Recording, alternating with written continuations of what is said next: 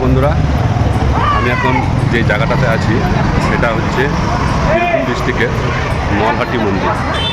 এটা ঠিক তারাপীঠ থেকেই কিছুটা সামনাসামনি মন্দিরটা পড়ে। নমস্কার বন্ধুরা, আপনারা সবাই কেমন আছেন? আমি আজকে আবার চলে এলাম একটি নতুন ব্লগ নিয়ে।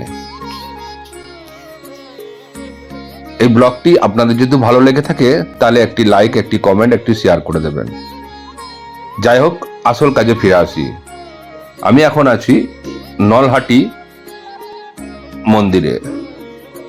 নলহাটি হলো ভারতের পশ্চিমবঙ্গ রাজ্যের বীরভূম জেলার একটি শহর ও পুরসভা। শহরটি পশ্চিমবঙ্গ ঝাড়খণ্ডের সীমানার কাছে অবস্থিত। মুর্শিদাবাদ জেলার সদর বহরমপুর থেকে প্রায় 40 কিলোমিটার দূরে অবস্থিত। হিন্দু পুরাণ অনুসারে দেবী সতীর গলার নলি এখানে পড়েছিল। সেই থেকেই এই শহরের নাম নলহাটি। এই শহরের নলহাটেশ্বরী মন্দির হিন্দুদের একটি বিখ্যাত তীর্থ। শহরটি হিন্দুদের 51 শক্তিপীঠের অন্যতম। বাংলার আটচালা মন্দিরগুলির ওপর টেরাকোটা শিল্পশৈলী তীর্থযাত্রীদের মুগ্ধ করে। বীরভূমের নলাটেশ্বরী মন্দিরের স্থাপত্যশৈলী বহু প্রাচীন এবং মন্দিরে গঠনশৈলী উৎকৃষ্ট বাঙালি ঐতিহ্যের উপস্থিতিকে সূচিত করে। মন্দিরের গর্ভগৃহে মা নলাটেশ্বরী বিরাজমান। পাথরে তৈরি মূর্তিটি উচ্চতায় প্রায় 4 ফুট। দেবীর রয়েছে ত্রিনেত্র অর্থাৎ 3টি চোখ এবং দুদিকের দাঁতের মধ্যস্থলে রয়েছে বিশাল সোনার তৈরি জিহা। কথিত আছে মা নলাটেশ্বরী জল পান করেন যখন ঢক ঢক শব্দ করে।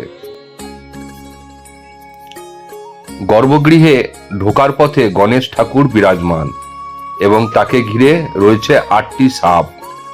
মন্দিরের উত্তর দিকে পঞ্চমুণ্ডির আসন অবস্থিত।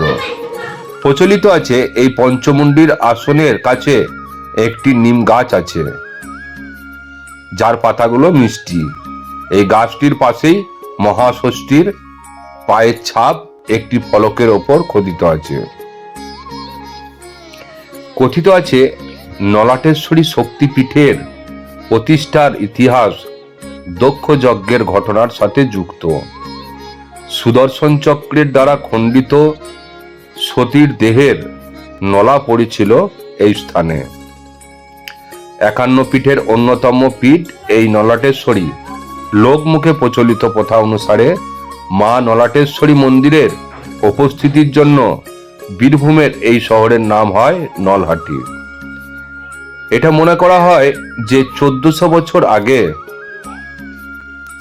কামদেব নলহাটি থেকে দেবীর বাগযন্ত্র তথা নলা খুঁজে পান। আরো বেশ কিছু লোক এই কাহিনী কথিত আছে এই মন্দিরটিকে ঘিরে।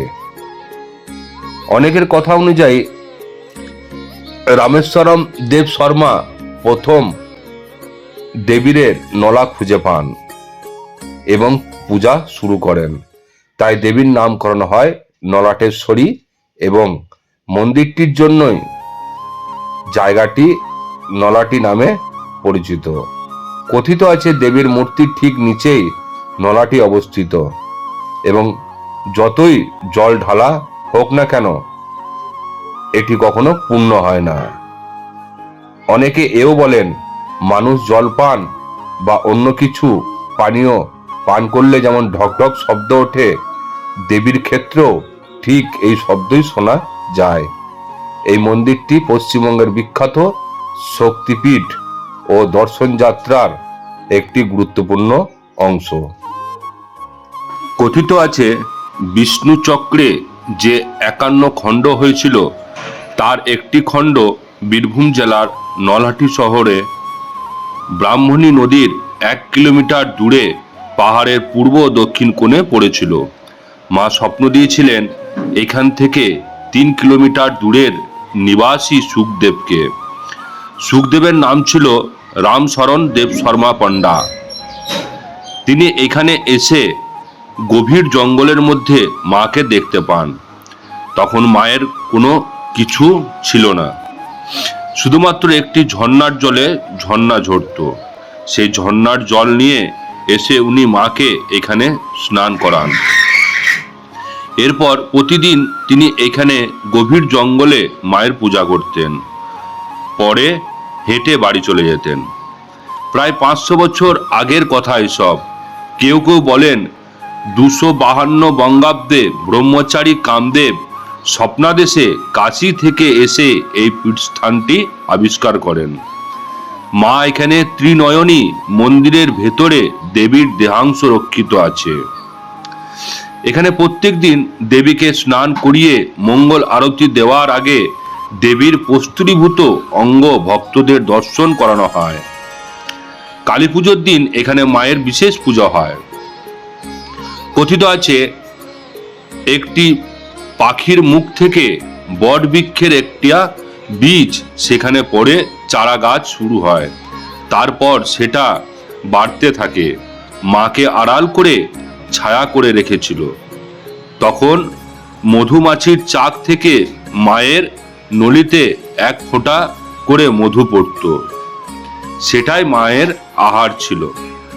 তারপর নাটোরের রানী ভবানী এই মন্দিরে তৈরি করেন। তখন থেকে এখনো পর্যন্ত নিত্য ভোগ হয়। মায়ের মহিমা অসীম এবং ভক্তেরা যে জন্য মাকে ডাকেন, মা তাদের সেই মতো মনোবাসনা পূর্ণ করেন। কেউ এই মন্দির চত্বরে শুয়ে থাকলে গভীর রাতে মায়ের নুপুরের আওয়াজ শুনতে পাবেন। এখনো অমাবস্যায় গভীর রাতে মায়ের পূজা হয়। ঢাকের শ্বাস দিয়ে মাকে সাজানো হয়। মায়ের ভোগ প্রসাদ হিসাবে খিচুড়ি, সঙ্গে থাকে 5 রকমের ভাজা। আরতি হওয়া ছাড়াও নিশি রাতে মায়ের পুজো হয় নলাটেশ্বরী মন্দিরে। কথিত আছে ভৈরব মন্দির স্থাপনের সময় মাটির নিচ থেকে উঠে এসেছিল শ্রী বিষ্ণুর পদচিহ্ন আঁকা শিলাখণ্ড। আজও দেবী ও ভৈরবের আগে প্রতিদিন এই শিলাখণ্ডের পূজা হয়।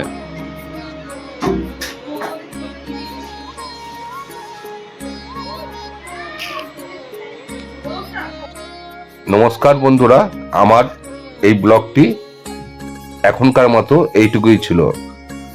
আমার এই ব্লগটি যদি আপনাদের ভালো লেগে থাকে তাহলে অতি অবশ্যই একটি লাইক, একটি কমেন্ট এবং একটি সাবস্ক্রাইব করে দেবেন। আমি আবার ফিরে আসব আমার নতুন ব্লগ নিয়ে। এখনকার মতো আমাকে বিদায় দিন।